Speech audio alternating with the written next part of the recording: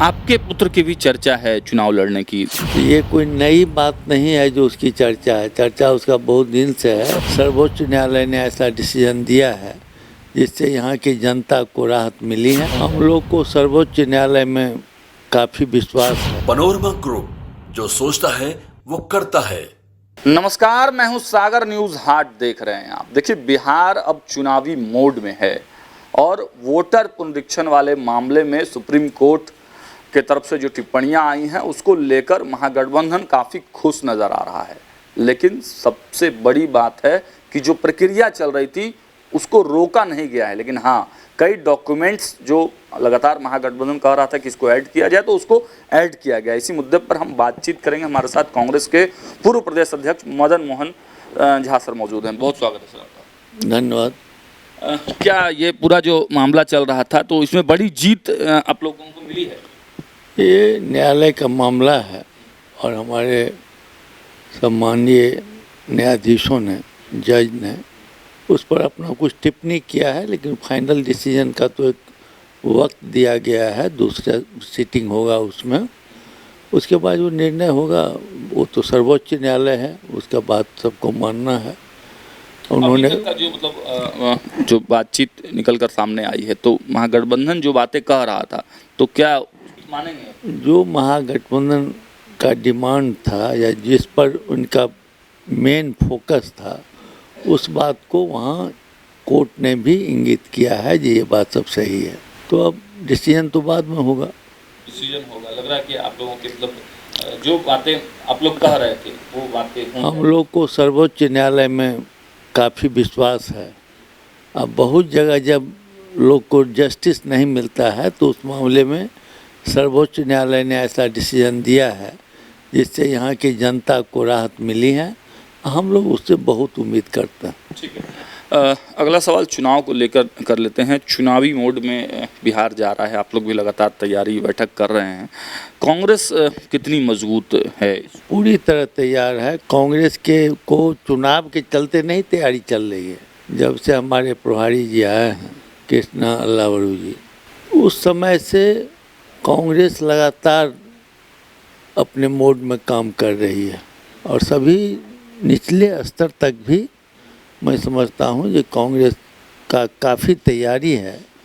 और कांग्रेस के तैयारी से ही घबरा करके बीजेपी वाले ने अनाप शनाप निर्णय लेना शुरू किया है। उनका घबराहट जो है वो घबराहट में किया गया डिसीजन ये सब है। अच्छा, मिथिला क्षेत्र से आप आते हैं। मिथिला क्षेत्र की खूब चर्चा होती है। एनडीए काफ़ी मजबूत वहाँ पर कहा जाता है। बड़े नेता वहाँ संजय झा, नीतीश मिश्रा वहाँ से निकल कर आते हैं। तो क्या लग रहा है इस बार राजद ने भी एक बड़ा चाल वहाँ से चला है कि प्रदेश अध्यक्ष बनाया है। आप भी उसी क्षेत्र से आते हैं, तो मिथिला का क्या होगा? क्योंकि एनडीए ने बहुत मजबूती से वहाँ पर काम किया है। 1500 करोड़ रुपए दिए गए हैं, कई मंत्री वहाँ से दिए गए हैं। मिथिला हाट जैसे जो जगह है उसको निकाला गया। नहीं, आप जितना बात कर रहे हैं सभी घोषणा में किया गया है। और मिथिला के लोग काफ़ी इंटेलेक्चुअल, उन्होंने आशा में इनको कई बार वोट दिया है, चाहे लोकसभा का हो चाहे विधानसभा पर। लेकिन अब उनको लग रहा है कि हम ठगे जा रहे हैं। और जब मिथिलांचल डिसीजन ले लेता है उसको लगता है कि कोई मुझे उल्लू बना रहा है, तो उसी तरह से उस नेता से बदला भी लेता है। मैं समझता हूँ, आप समझ लीजिए, जब कांग्रेस का शासन था मिथिलांचल में कांग्रेस ही नज़र आ रही थी।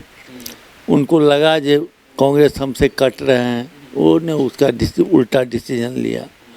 और आज के डेट में वो जितना हम लोग से नाराज़ थे, जो भी हो, जिस कारण से भी हुआ हो, उससे ज़्यादा नाराज़गी एनडीए से है। एनडीए से है, निश्चित रूप से फायदा मिलेगा आप लोगों को। निश्चित रूप से मिलेगा। वोटर जब नाराज़ होता है तो किसी का नहीं सुनता, नेता अलग हो जाता है। कुछ पॉइंट्स हैं आपके पास में, क्यों नाराज़ है?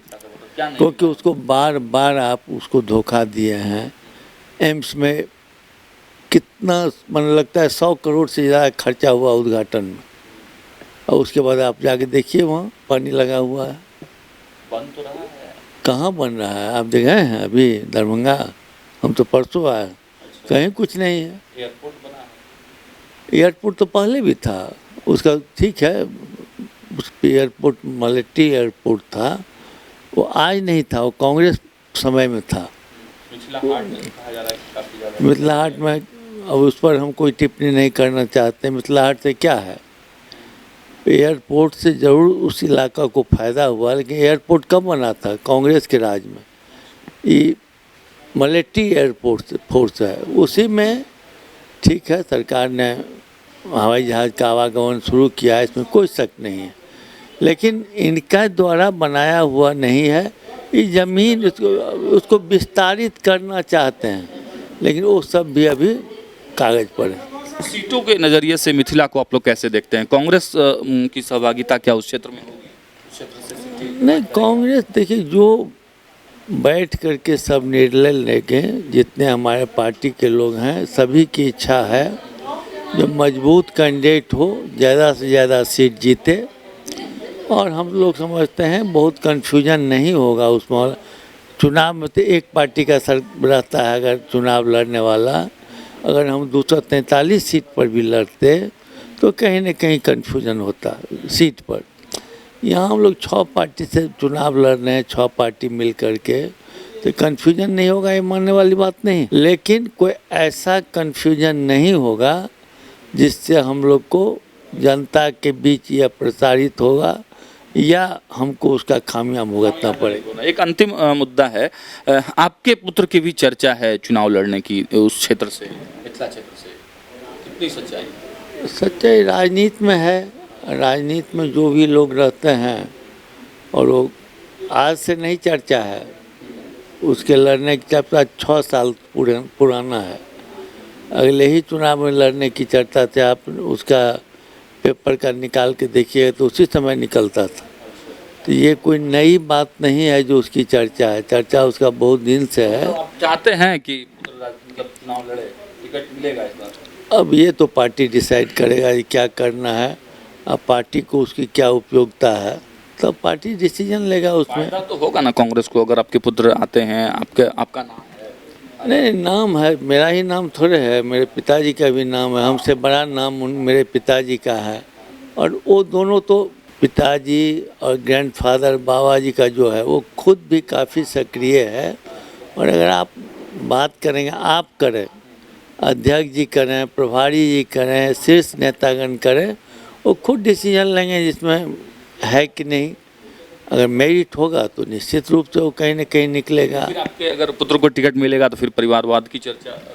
अब परिवारवाद का चर्चा कहाँ होता है, वो मैंने परिवारवाद का, मेरा परिवार तो हम तो जीतते हैं, 4 जिला से जीतते हैं हम, तो कोई ये नहीं है। परिवार किसी न किसी का तो परिवार होगा ही ना, ये हम नहीं कह रहे हैं उनको टिकट मिल रहा है, लेकिन कोई न कोई किसी परिवार का होता है, और जो जिस वातावरण में पलता है वो उसमें चुनाव की तैयारी में है। अब तैयारी है वो तो वो बताएंगे कैसे हैं, लेकिन क्षेत्र में घूमते रहते हैं। क्षेत्र में घूमते रहते हैं। तो देखिए, मिथिला का भी इस बार संग्राम बड़ा रोचक होने वाला है, क्योंकि एनडीए अपने आप को काफ़ी मजबूत बताती है, उस क्षेत्र से कई मंत्री आते हैं, और दूसरी तरफ राजद ने भी एक बड़ा दांव चला है, कांग्रेस के पूर्व प्रदेश अध्यक्ष हैं, इनके बेटे भी तैयारी कर रहे हैं। तो देखिए, मिथिला में इस बार बड़ा संग्राम दिखेगा। हम भी जब मिथिला पहुंचेंगे तो वहां से आपको रिपोर्ट दिखाएंगे। देखते रहिए न्यूज़ 8। बहुत बहुत धन्यवाद।